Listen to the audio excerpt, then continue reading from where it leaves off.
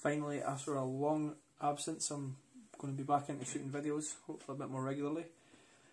So I've got a new setup, new camera, new lighting, stuff like that, so all I need to do is learn how to edit and we're good to go. But without waffling on for too long, got a bit of a special delivery today.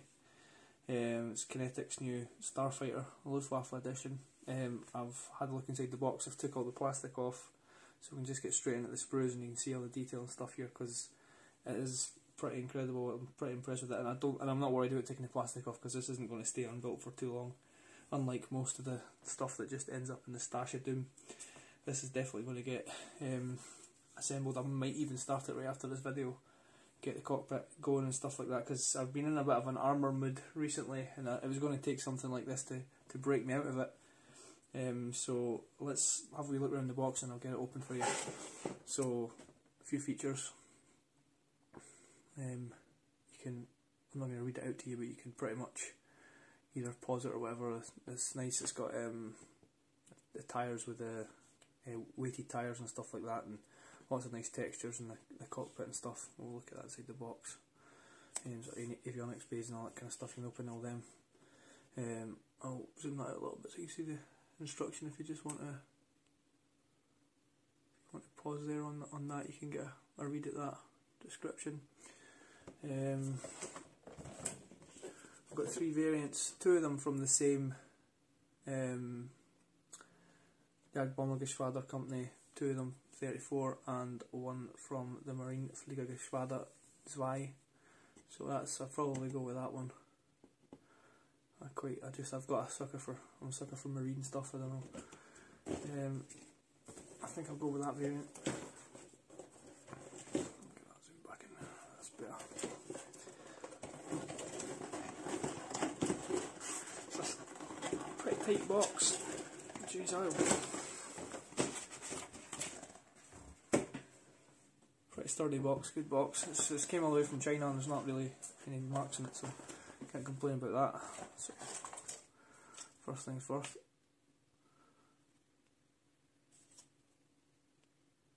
Get that to zoom and focus a little bit. Get some. There you go. Lovely detailing, panellings and rivets.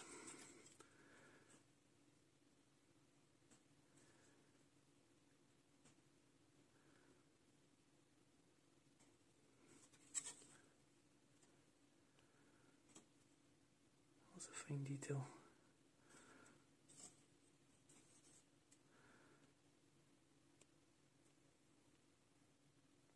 Half the battle's getting this thing to line up on the stuff. There's a few things inside there, just moulded on details, but nothing that you're probably going to see too much. Those are the internal, I'm not really sure, a couple of injector pins, but nothing that you can't deal with. They're really, really tiny if you choose to leave them open. This is where it starts getting impressive though. That's really nice. Looks like a really nice detail. All the little switches and stuff are really well defined.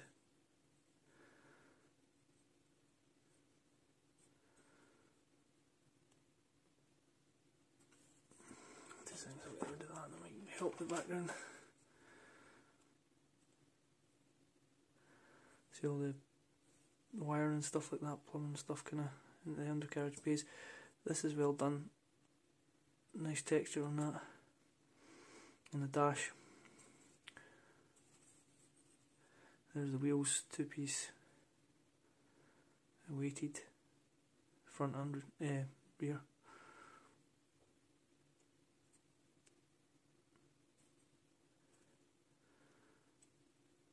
Look at that. It's really nice. There's the detail on the cockpit. This is a really nice piece as well. With some careful painting, that'll come out really well.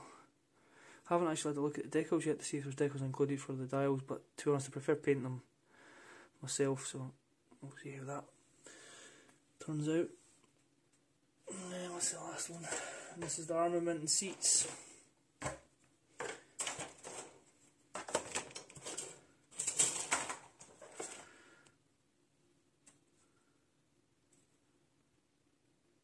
ejector seats and burners and stuff. This piece is a little bit suspect down here. I'm not really liking this, but you're not going to see much of it because it's right inside the end. The sort of flame holder could be a little bit finer. They, in their SU-33 kit, Kinetic do a really nice, really fine photo etch set for it, and it would be nice to have seen that here. But there's the one-piece missiles with the, you just need to add the fins on in the rear there, so nice. And I think the forward fins as well, but other than that they look pretty good. There's tanks for the wings. Oh, and there's the inside of the. So again, the injector pin marks, I need to get rid of them, but that's not so bad. They've got the two in the powered up and the idle position sort of thing, the afterburners. They look really nice inside actually.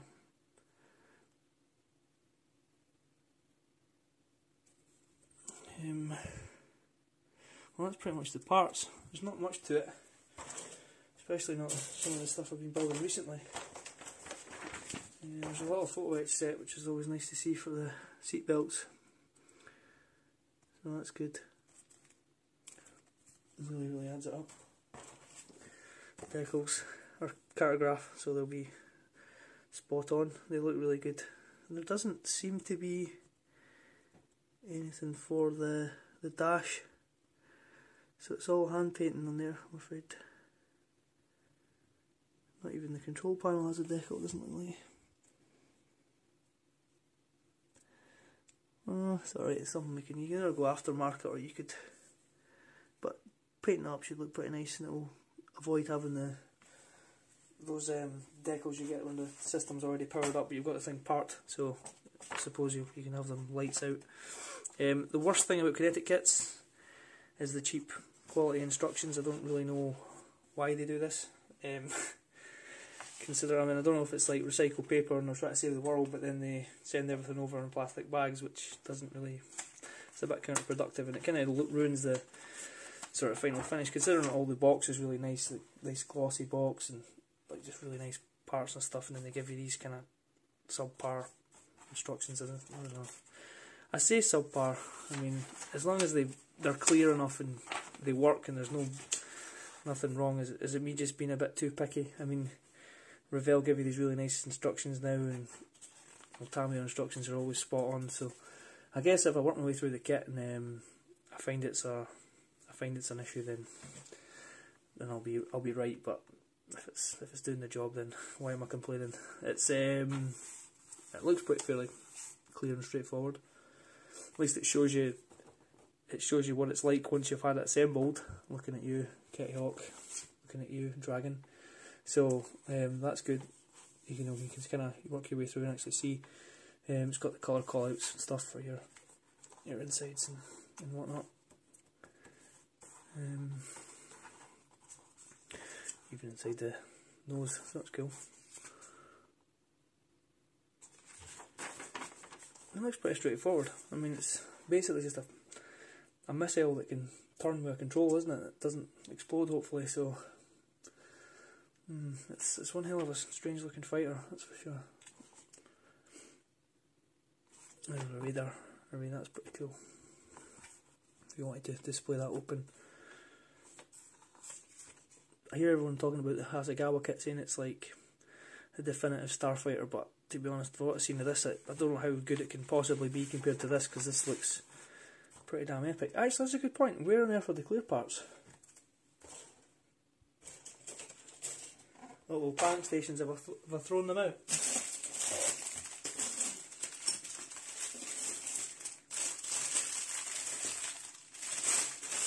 What on earth has happened to the clear parts?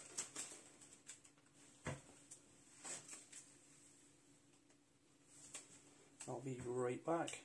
Panic over. Yeah, I put them in the kit I was working on earlier on box, and I knew I'd saw them because I noticed a tiny little imperfection on something. I wonder if it's just through this plastic though.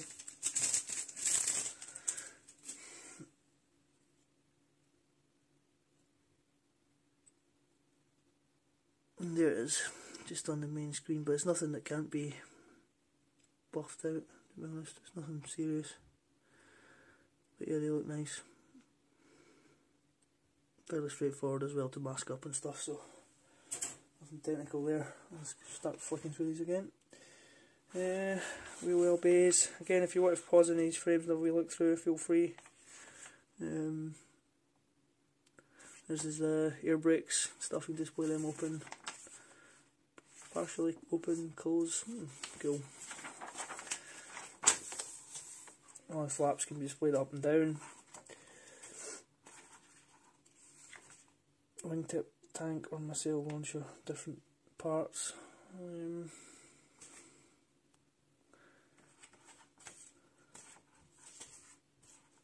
Markings.